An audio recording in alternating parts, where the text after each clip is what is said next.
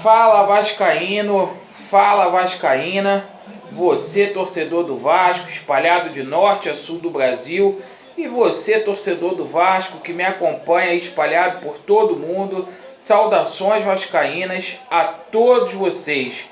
Meus amigos, vamos gravar o pós-jogo, Vasco da Gama 1, Cruzeiro 0, fazer as nossas considerações finais. Jogo que ganhou contornos difíceis aí no final da partida. Cruzeiro numa situação muito delicada agora no Campeonato Brasileiro. O Vasco não tem nada a ver com isso. Sacramentou sua permanência na Série A. Copa Sul-Americana garantida.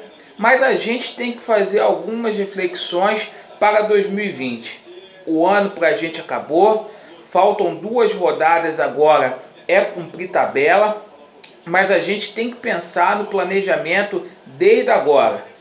Renovar com o Luxemburgo. Luxemburgo já sabe como que é a engrenagem dentro do Vasco da Gama e em 2020 fazer um planejamento melhor para a gente não passar pelo que a gente passou este ano.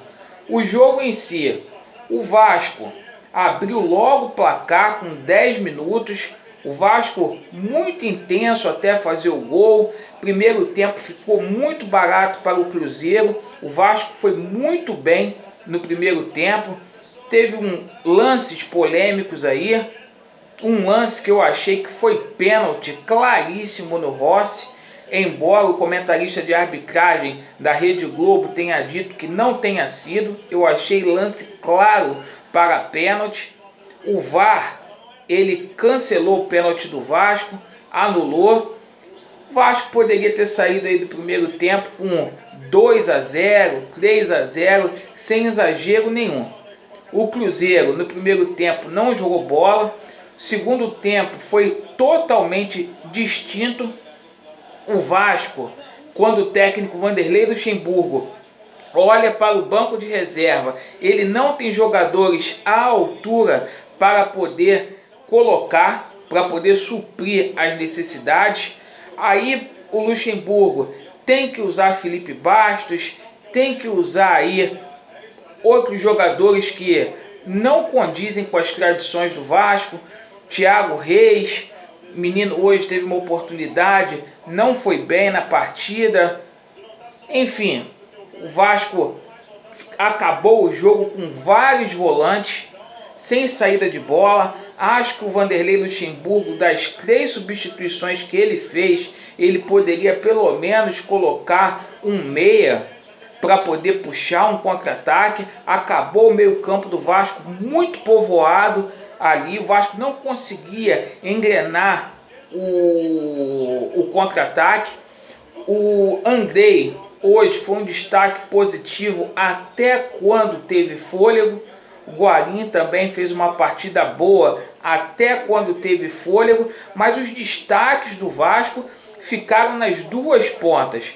O Marrone fez a sua melhor partida, arrisco a dizer isso, no Campeonato Brasileiro, ali pela esquerda, puxando muito contra-ataque em velocidade. Depois que o Marrone sai, o Vasco perde bastante. O Rossi também, que leão, que gigante no ataque, na defesa, ajudando de tudo que foi forma.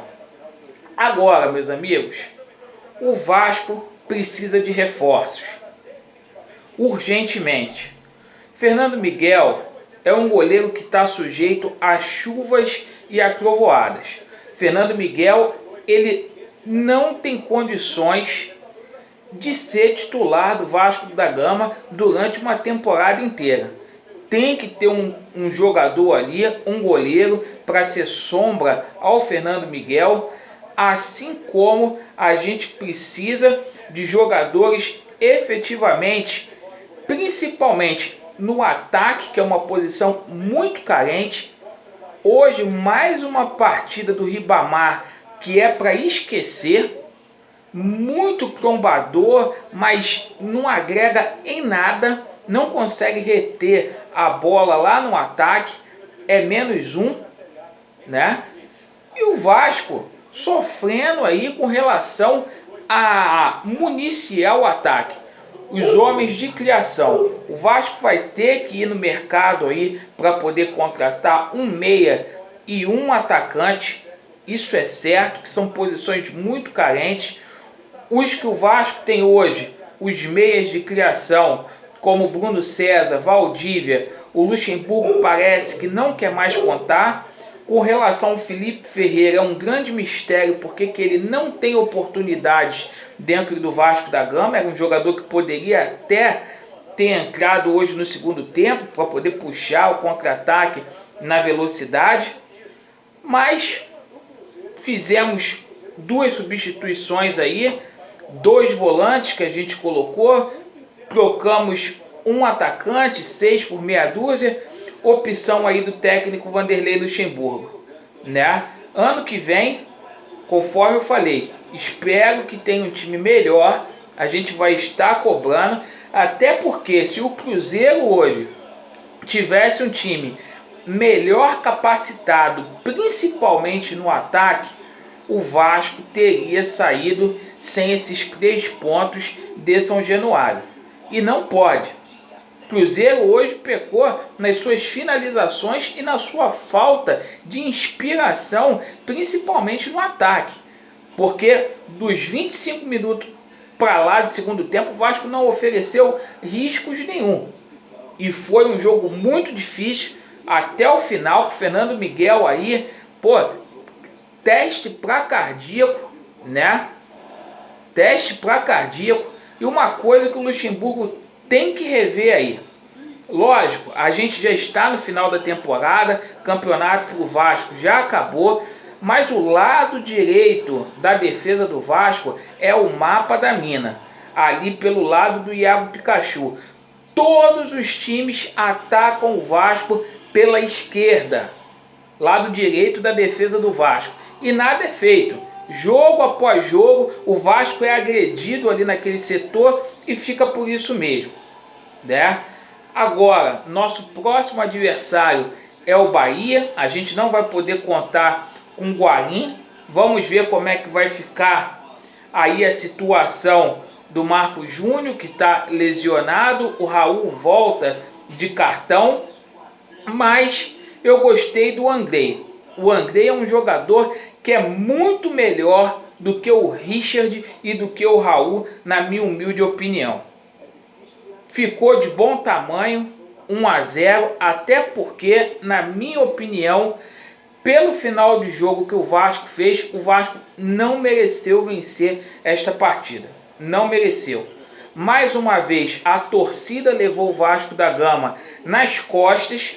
Uma atuação bem abaixo da média, jogando dentro de casa, mas o mais importante é que conseguimos voltar a vencer dentro de São Januário. Agora o Vasco da Gama não pode jogar desta forma dentro de casa. O Vasco não pode jogar assim como jogou hoje contra o alternativo do Palmeiras, do Grêmio. O Vasco não pode perder para o Bahia dentro de casa, para o Santos. O Vasco tem que ser Vasco jogando dentro de casa e impor. Hoje, se o Vasco tivesse aí um pouquinho mais de criatividade, principalmente no primeiro tempo, o Vasco teria feito um resultado mais amplo no primeiro tempo, ia com folga para o segundo tempo, não ia passar esse sufoco que passou no segundo tempo. 2 tempos totalmente distintos, mas o importante é que deu Vasco 3 pontos. Sul-Americana ano que vem é importantíssimo. O Vasco está numa competição internacional, configurando novamente aí entre os times da América do Sul, lugar de gigante como o Vasco em competições internacionais, e a gente vai estar cobrando aqui para o Vasco contratar reforços. Parabéns aos jogadores do Vasco, porque com todas essas dificuldades que aconteceu esse ano, a meta foi alcançada, estipulada aí para o técnico Vanderlei Luxemburgo. Se tivéssemos audácia, mesmo com esse time aí, teríamos ido muito mais longe nesse campeonato brasileiro. Valeu, meus amigos, Vasco neles e estamos juntos. Amanhã vamos falar muito mais desse jogo aí. Valeu!